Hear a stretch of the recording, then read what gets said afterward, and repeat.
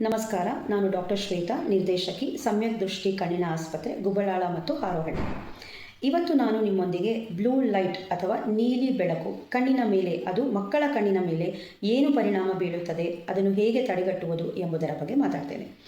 80% ಅಷ್ಟು ಕಲಿಕೆ ನೋಡುವುದರಿಂದ ಆಗುತ್ತದೆ. ಆದರೆ 2020ರಿಂದ ದೂರದೃಷ್ಟಿ ದೋಷ ಮಕ್ಕಳಲ್ಲಿ ಜಾಸ್ತಿಯಾಗಿದೆ. ಇದಕ್ಕೆ ಕಾರಣ ಸ್ಕ್ರೀನ್ ಟೈಮ್ ಹೆಚ್ಚಾಗಿರುವುದು. ಸಾಕಷ್ಟು ಕಲಿಕೆಗಳು ಆನ್ಲೈನ್ ಆಗಿರುವುದರಿಂದ ಈ ಆನ್ಲೈನ್ ಗ್ಯಾಡ್ಜೆಟ್ಸ್, ಸ್ಕ್ರೀನ್ ಟೈಮ್ ನಾವೇನು ಹೇಳ್ತೇವೆ, ಮೊಬೈಲ್ ಆಗಿರ್ಬೋದು, ಲ್ಯಾಪ್ಟಾಪ್ ಆಗಿರಬಹುದು, ಟೆಲಿವಿಷನ್ ಆಗಿರಬಹುದು, ಡೆಸ್ಕ್ಟಾಪ್ ಆಗಿರ್ಬೋದು, ಟ್ಯಾಬ್, ಇದರೆಲ್ಲರಲ್ಲಿ ನೀಲಿ ಬೆಳಕು, ಬ್ಲೂ ಲೈಟ್ ಜಾಸ್ತಿ ಹೊರಹೊಮ್ಮುತ್ತದೆ. ಈ ನೀಲಿ ಬೆಳಕು, ಇದರ ಕಿರುತರಂಗ ಉದ್ದವಿದ್ದು 415ರಿಂದ 455 ನ್ಯಾನೋಮೀಟರ್ ಇರುತ್ತದೆ. ಈ ಎಲ್ಲ ಸ್ಕ್ರೀನ್ಗಳು ಅದರ ನೀಲಿ ಬೆಳಕು ಹೊರಚೆಲ್ಲುವುದು 400 to 490 ನ್ಯಾನೋಮೀಟರ್. ಇದು ಕಣ್ಣಿಗೆ ಬಹಳವೇ ಹಾನಿಕಾರಕ. ಮಕ್ಕಳ ಕಣ್ಣಿನಲ್ಲಿ ಯೆಲ್ಲೋ ಕ್ರೋಮೋಫೋರ್ಸ್ ಇರುವುದಿಲ್ಲ, ಅಡಲ್ಟ್ಸ್ನಲ್ಲಿ ಇರುವ ಹಾಗೆ. ಈ ಯೆಲ್ಲೋ ಕ್ರೋಮೋಫೋರ್ಸ್ ಈ ನೀಲಿ ಬೆಳಕನ್ನು ಫಿಲ್ಟರ್ ಮಾಡ್ತವೆ. ಹಾಗಾಗಿ ಮಕ್ಕಳಲ್ಲಿ ಇದರ ಕೊರತೆ ಇರುವುದರಿಂದ 15 ಪಟ್ಟು ಹೆಚ್ಚು ನೀಲಿ ಬೆಳಕು ಕಣ್ಣಿನ ಮೇಲೆ ನೇರವಾಗಿ ರೆಟಿನಾ ಮೇಲೆ ಬೀಳುವುದರಿಂದ ನರಭಾಗ ಡ್ಯಾಮೇಜ್ ಆಗ್ತದೆ. ಇದು ಏನೆಲ್ಲ ಸಮಸ್ಯೆ ಕಾಣ್ತದೆ ಅಂದರೆ, ಮಕ್ಕಳಿಗೆ ಕಣ್ಣಿನ ಮೇಲೆ ಒತ್ತಡ ಜಾಸ್ತಿ ಆಗಬಹುದು, ಬ್ಲರಿಂಗ್ ಆಫ್ ವಿಷನ್ ಅಥವಾ ದೂರದೃಷ್ಟಿ ದೋಷ ಶುರುವಾಗುವುದು, ಕಣ್ಣಿನ ಉಜ್ಜುವುದು, ಡ್ರೈನೆಸ್ಸಿಂದ ಕಣ್ಣಲ್ಲಿ ನೀರು ಬರುವುದು, ಕಣ್ಣಿನ ಸ್ಟ್ರೇನ್, ಐ ಪೇನ್ ಅಥವಾ ಭುಜದ ನೋವು, ಬೆನ್ನು ನೋವು, ತಲೆನೋವು, ಇದೆಲ್ಲವೂ ಸಮಸ್ಯೆ, ನಿದ್ರಾಹೀನತೆ, ಇದೆಲ್ಲ ಸಮಸ್ಯೆ ಶುರುವಾಗ್ತದೆ.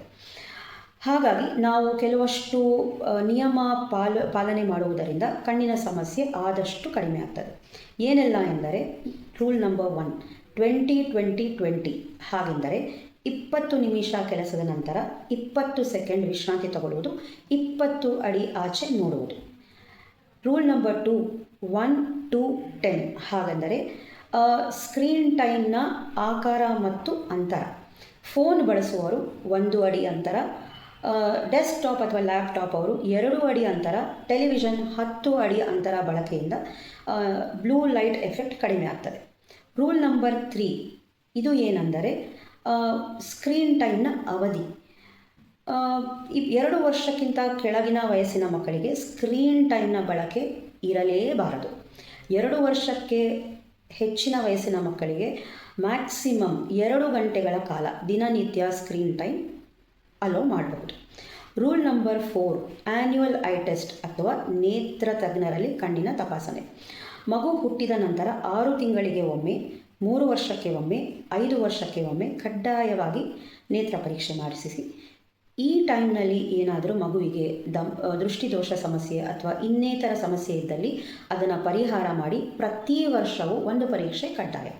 ಮಕ್ಕಳಿರಬಹುದು, ವಯಸ್ಸಾಗಿರುವವರಿರಬಹುದು, ಎಲ್ಲರಿಗೂ ಪ್ರತಿ ವರ್ಷಕ್ಕೆ ಒಮ್ಮೆ ಆ್ಯನ್ಯುವಲ್ ಐ ಟೆಸ್ಟ್ ಕಡ್ಡಾಯವಾಗಿ ಮಾಡುವುದರಿಂದ ಸಾಕಷ್ಟು ಸಮಸ್ಯೆಗಳನ್ನು ಪರಿಹಾರ ಮಾಡಬಹುದು. ವೀಕ್ಷಕರೇ, ನಮ್ಮ ಕಣ್ಣುಗಳನ್ನು ಮತ್ತು ನಮ್ಮ ಮಕ್ಕಳಿನ ಕಣ್ಣುಗಳನ್ನು ಈ ಬ್ಲೂ ಲೈಟ್, ನೀಲಿ ಬೆಳಕಿನ ಸಮಸ್ಯೆಗಳಿಂದ ಪರಿಹರಿಸೋಣ. ಧನ್ಯವಾದಗಳು.